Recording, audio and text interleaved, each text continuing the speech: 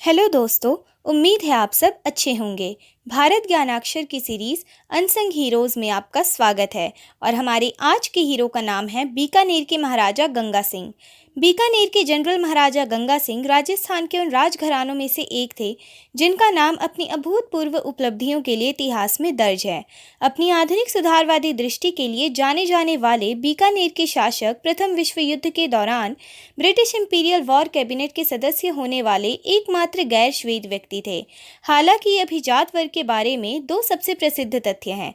किसी भी तरह से ये उसकी एकमात्र उपलब्धियां नहीं हैं।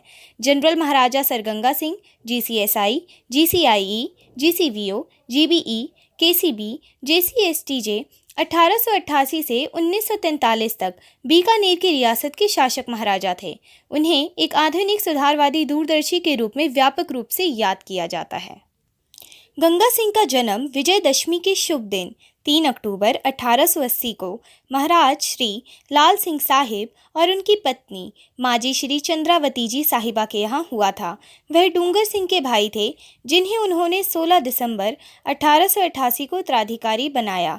उन्होंने अपनी प्रारंभिक शिक्षा पंडित चंद्र दुबे से प्राप्त की। उन्होंने निजी तौर पर मेयो कॉलेज अजमेर में शिक्षा प्राप्त की, जहाँ उन्होंने 5 वर्षों तक अध्ययन किया। बाद में उन्हें सर ब्रायन एगर्टन द्वारा पढ़ाया गया, जिन्होंने उन्हें प्रशासनिक प्रशिक्षण भी प्रदान किया।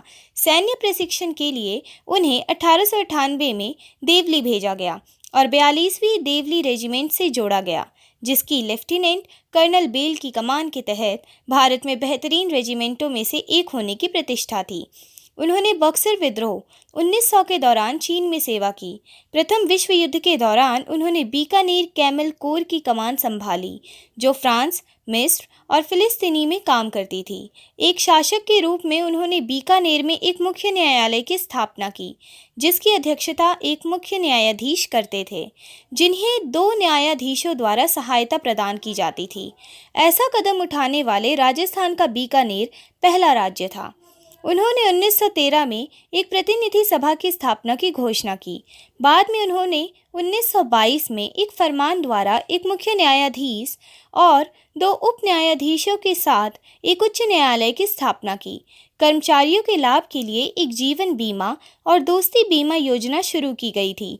साथ ही बचत बैंक की सुविधा भी लोगों को उपलब्ध कराई गई। वह कानून के माध्यम से शारदा अधिनियम पेश करने वाले पहले शासकों में से एक थे, जिसके द्वारा बाल विवाह को रोका गया था। उन्हें 1918 में 17 तोपों की व्यक्तिगत सलामी और 1921 में 19 तोपों की स्थानीय तोपों की सलामी दी गई थी।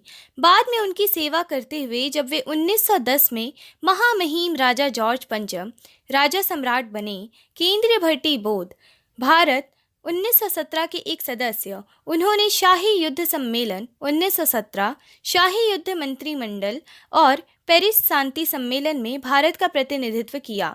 1919 और 1920 से 26 तक इंडियन चैम्बर ऑफ प्रिंसेस के चांसलर थे।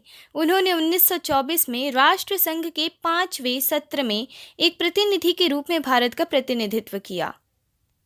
साथ ही महाराजा ने बनारस हिंदू विश्वविद्यालय के संरक्षक और श्री भरत धर्म महामंडल, ईस्ट इंडिया एसोसिएशन के उपाध्यक्ष और रॉयल कॉलोनियल इंस्टीट्यूट, भारतीय जिमखाना क्लब के सदस्य और भारतीय सेना संयम संघ जनरल काउंसिल के रूप में कार्य किया।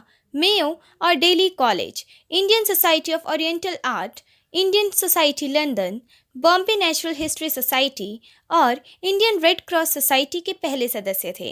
वह 1929 से 1930 तक Indian public school society the Doon school के तीसरे अध्यक्ष भी थे। इस वीडियो में बस इतना ही। हम आपसे फिर मिलेंगे एक नए हीरो की कहानी के साथ। तब तक के लिए इस वीडियो को लाइक, कमेंट एंड शेयर करना ना भूलें। Thank you.